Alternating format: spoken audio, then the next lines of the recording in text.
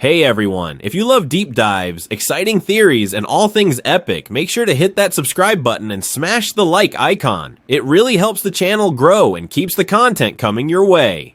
Don't miss out on any of the adventures we're about to explore together. Join the family and let's make this journey unforgettable.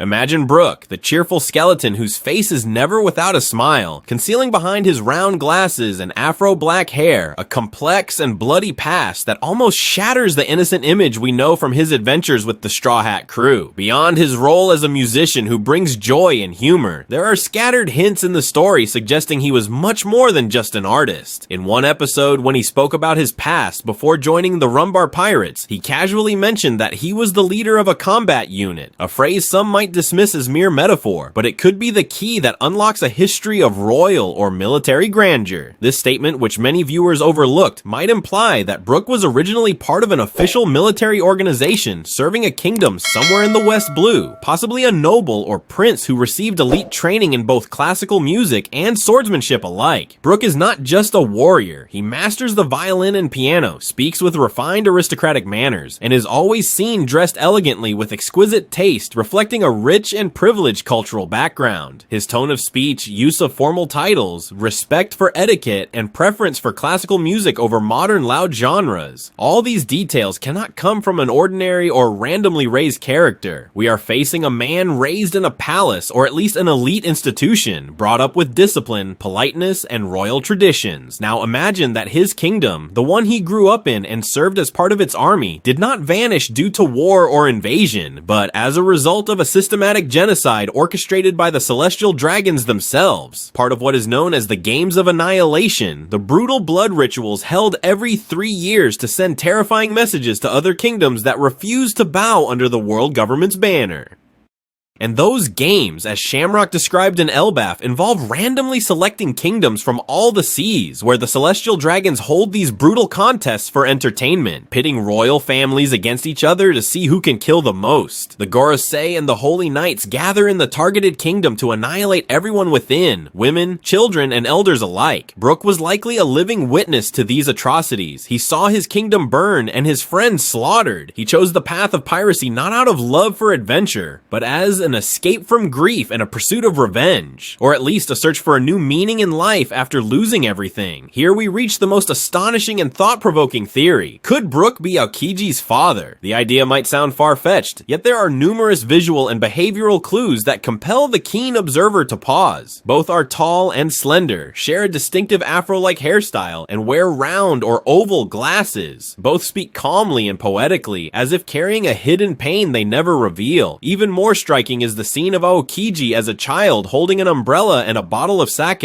a strange and illogical image, since a child is expected to be innocent and far from alcohol. But that scene could be a direct hint from Oda referencing the Binks sack song that Brook constantly sang, a song about bidding farewell to friends, sea voyages, death, and life. Could this symbol be the severed thread of lineage linking the two? Did Aokiji inherit from his father a love for the sea, alcohol, and tranquility, masking it beneath a facade of icy discipline and strict naval order? However, despite these parallels, the timeline poses a challenge to this theory. Brook died 52 years ago, and Aokiji was born roughly 3 years later, 49 years ago. This leads many to outright reject the hypothesis. But let's pause and ponder. What if Brook did not actually die immediately? What if Aokiji's birth was delayed, or he was an illegitimate child kept hidden? What if Brook was resurrected before regaining his devil fruit powers, or returned physically to the world years before meeting Luffy? What if Brook's life is tied to unknown temporal abilities, or his devil fruit conceals deeper secrets than simply returning a soul to the body? Even if we discard the idea of fatherhood, the possibility of kinship remains. Perhaps Brook was Aikiji's uncle or grandfather, a survivor from an old lineage that escaped the massacre, and maybe Aokiji himself knows this, or maybe he doesn't.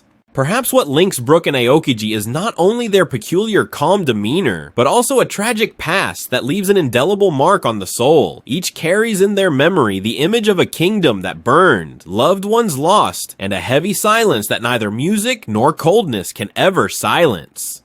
This was clearly felt during the Ohara incident, when Aokiji defied government orders to help Nico Robin escape, a move that could not come from an admiral blindly obeying commands, but from a man who saw his own past reflected in the face of that child, as if the echoes of his old kingdom's cries were once again resonating in her eyes. On the other hand, one cannot ignore Brook's cryptic hints during his time in Elbaf, where he showed a special interest in Gounko, even occasionally implying familiarity with her. This might not be mere intuition. Perhaps Gounko herself belonged to Brook's kingdom that was wiped out. Maybe she did not die as believed, but was captured and physically altered, as happened with Kuma, and then incorporated into the Holy Knights. Gounko's strength and calm features conceal an ancient tragedy, and her encounter with Brook in Elbaf might be more than coincidence. It could be a moment of collision between a deeply buried past and an unexpected confrontation between a survivor and someone who lived on, but at a great cost. If this theory holds true, we are not simply discussing a familial connection between scattered characters, but rather the story of a family lost amid wars, whose children scattered among pirates, marines, and celestial dragons. A family that was once part of the royal fabric of a great kingdom, erased from the map with no one left to remember its name. And should Oda choose to unveil this secret, we might witness one of the greatest scenes in One Piece history.